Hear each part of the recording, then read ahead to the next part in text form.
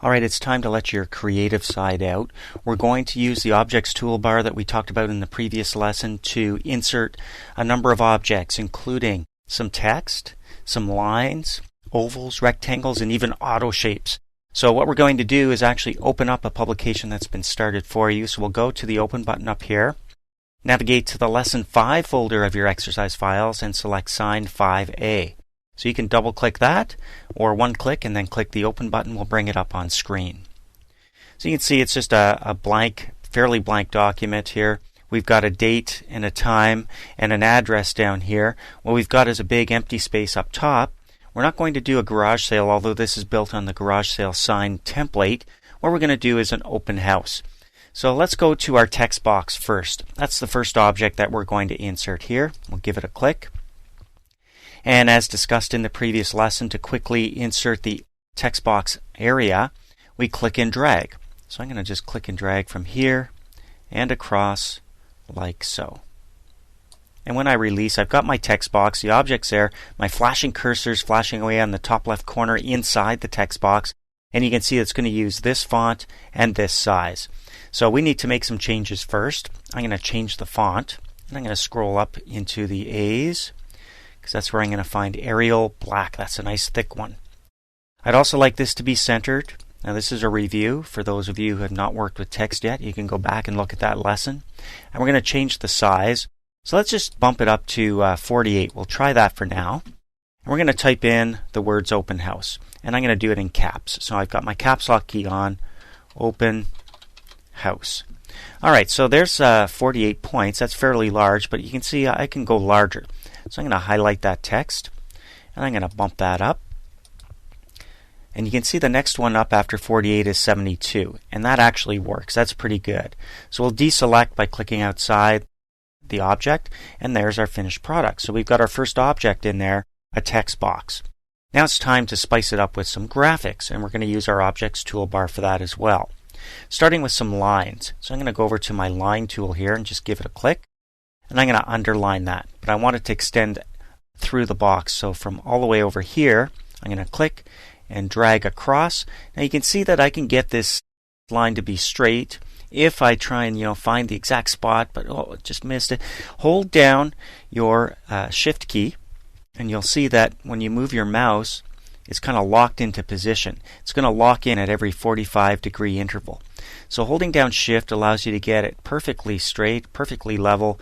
Release the mouse button first, and then your Shift key, and you'll have a nice straight line. Notice that it's selected. It's got handles at each end, and we can deselect just by clicking outside the object. So there's our first line. Now, if we wanted to put these signs up somewhere outside, we might want arrows involved. So let's go to our arrow button over here on the objects toolbar. Same thing, we'll hold down Shift, and let's say we want to point in a certain direction. We go left to right. The arrow is going to be on the right. Hit your delete key with that arrow selected, and go back and select that button again, and try going in the opposite direction. So still holding Shift, we'll click and drag in the opposite direction. Notice that the arrow's at the other end, so you can choose the direction you want the arrow to point. Obviously, we can make some changes to this style. We can make it thicker. We can change the arrowhead. And if you notice up here in our formatting toolbar, we've got a button for the arrow style. So we can click that, and you can see that it's just a straight, normal arrow. If we wanted something on one end, like a diamond and an arrow at the other end, we could choose Style 8. That looks a little bit different. But really, we're going to spend a lot more time in some upcoming lessons dealing with line widths and shapes and so on. So I'm going to delete that because it's not working for me. It's not quite what I was looking for. Maybe under the auto shapes here, I'll find something better. So when I click there, you'll notice that I've got lines, connectors, basic shapes, blocks, and arrows right there. Aha! So there's the kind of arrow I'm looking for, a right arrow. Now I click and drag like I would any other object. Click and drag to draw it. You can see an outline of the object, and that's the size I want right there. And I release, and there's my default arrow. Like I said, in some upcoming lessons, we're going to look at changing the line widths, the line colors, and the fills. Fills are very important as well.